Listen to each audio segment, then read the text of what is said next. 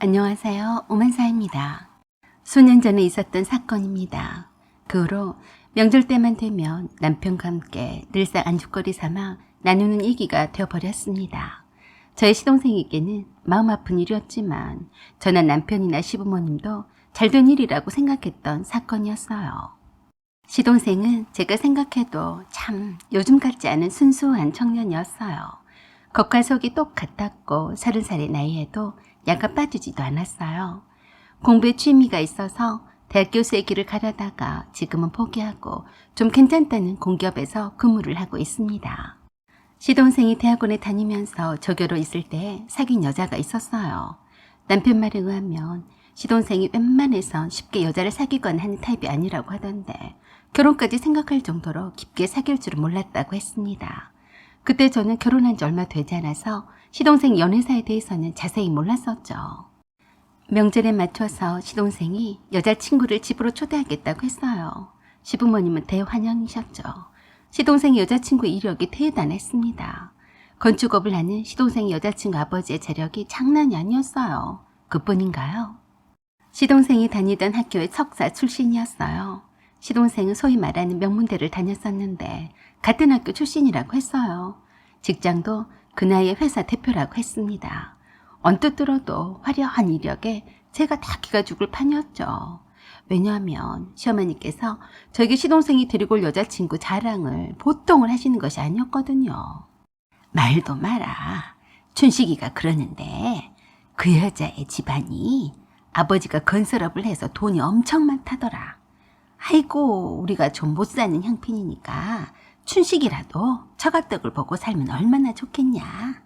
내가 생전에 그런 며느리를 볼 줄 어찌 알았겠냐. 그것뿐인 줄 아냐? 세상에 대학원까지 나왔다더라. 그뿐이면 말을 안 한다. 너도 사진 봤지? 미스 코리아 저리가라고 해도 되지 않던? 그뿐인 줄 아냐? 그 무슨 회사 대표라고 하지 않았냐? 그 젊은 나이에 회사 대표라니. 어떻게 그런 애가 우리 집에 인사를 온다니 믿겨지지가 않는다. 저는 그런 시어머니의 말씀에 그저 네 하고 말았지만 참 씁쓸하더라고요. 그뿐인 줄 아냐? 라는 말씀에 귀에 딱지가 붙겠더라고요. 미모에 고학력에 돈까지 없는 것이 없는 여자가 뭐하러 하필 시동생과 결혼을 하겠다고 하는 것인지 저는 솔직히 이해가 되지 않았어요. 그런다고 해서 시동생을 폄하하는 것은 아닙니다. 인물 자체로만 놓고 보면 저의 시동생만큼 착실하고 인성도 바른 사람도 드물어요. 하지만 돈 많고 스펙도 좋은 여자가 시동생 인품 하나만 보고 결혼을 할까 싶더라고요. 시어머니께서는 미래의 동서가 될지도 모르는 시동생의 여자친구에게 퐁당 빠지셨어요. 자꾸 저와 시동생의 여자친구를 비교를 하시는 것 같은 느낌이 들더라고요. 꼭 뒤끝있게 한 번씩 흘리시는 말씀에 신경이 쓰이곤 했습니다. 에이구, 우리 춘식이가 자기 형보다 사실 잘난 것도 하나 없는데 여자복이 있어서 결혼 한 방으로 팔자가 그렇게 펼 줄을 어찌 알았겠냐. 반대로 제 남편은 여자복이 없어서 시동생보다 못하게 산다고 비교를 하는 것 같았습니다. 우리 춘삼이는 내가 장남이라서 춘식이보다 다 신경을 많이 쓰고 춘식이보다 공부도 다 잘했고 좋은 직장에 들어갔는데 사람 일은 알 수가 없다더니 춘식이를 두고 하는 말 같다. 시어머니가 그런 말씀을 한두 번으로 끝내는 것이 아니고 여러 번 하시길래 저도 한마디 했었죠. 어머니, 춘삼씨가 여자복이 없는 것 같아요? 응? 여자복? 네, 도련님이 좋은 짝을 만나서 결혼을 하면 좋은 건데 어머니는 자꾸 비교하시면서 아쉬워하는 것 같아서요. 그러자 잠깐 아무 말씀이 없으시더니 그러셨어요. 사람 욕심이란 게 한없지 않겠냐? 다 자기 복이 있어야 되는 거지. 춘식이가 처복이 많아서 그러는데 어쩌겠냐? 그런다고 해서 춘삼이가 여자복이 없다는 말은 아니다. 길고 짧은 거는 재봐야 아는 게 아니겠냐? 내 말을 너무 섭섭히 듣지 마라. 물론 시어머니의 말씀이 무조건 이해가 가지 않는 것은 아니지만 제가 좀 위축이 되는 것은 사실이었어요. 아무튼 그 잘난 시동생의 여자친구가 인사를 하러 오기 전날부터 저는 시댁에 가서 열심히 시어머니와 장도 보러 갔고 음식 장만해다 주택이라서 집 안팎 청소에다 눈코 뜰 새 없이 바빴어요. 신혼집이 가까워서 저녁에 돌아갈 때도 저에게 그러셨어요. 내일은 다른 날과 달리 귀한 손님이 오니까 화장도 더 신경 써서 하고 옷도 남부끄럽지 않게 더 정갈하게 챙겨 입고 와라. 그리고 일찍 와라. 춘삼이 너는 대충 청바지나 추리닝 같은 거 입지 말고 제대로 갖춰 입고 와. 알았냐? 그리고 다음날 드디어 시동생 여자친구를 데리고 왔습니다.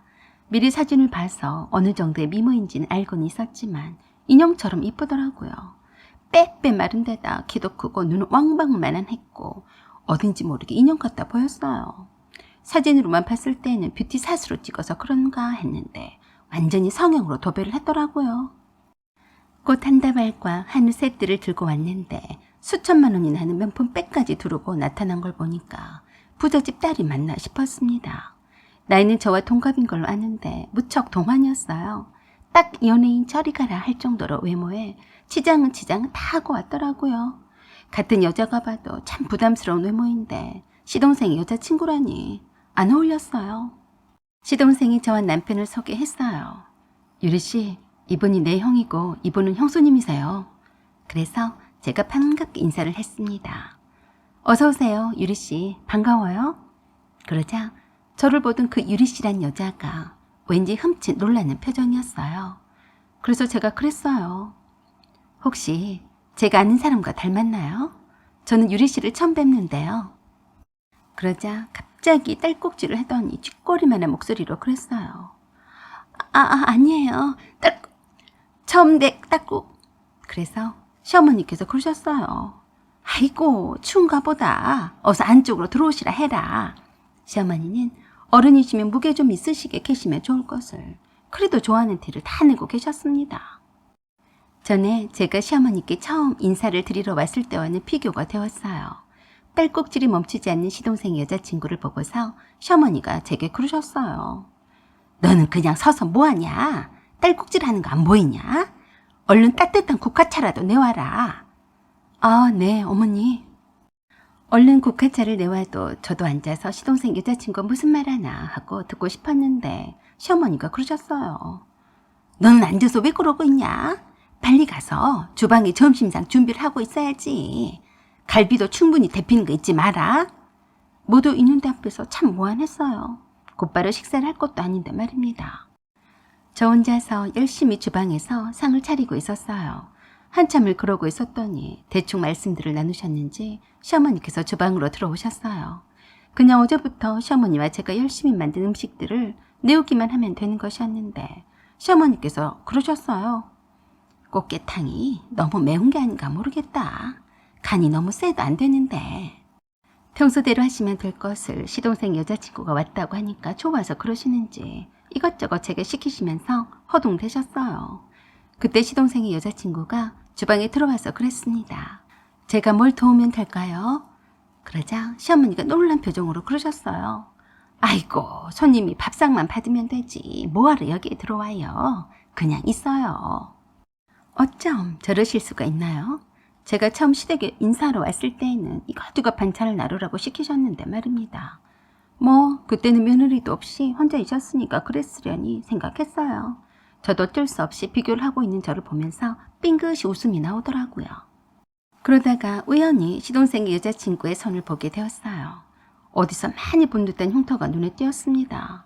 엄지손가락 사이에 있는 흉터였는데 저렇게도 똑같을 수가 있을까 싶었어요.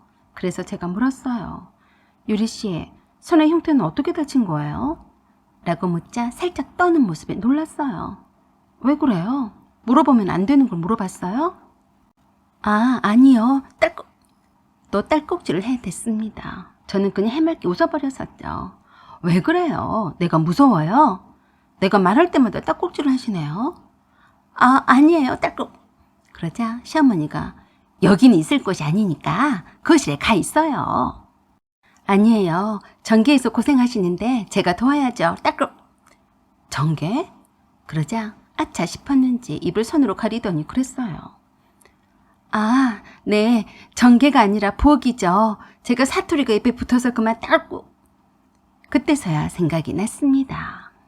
그러고 보니 손의 흉터며 뭔지 모르지만 그 친구와 닮았어요. 완전히 딴 사람이었지만 말입니다.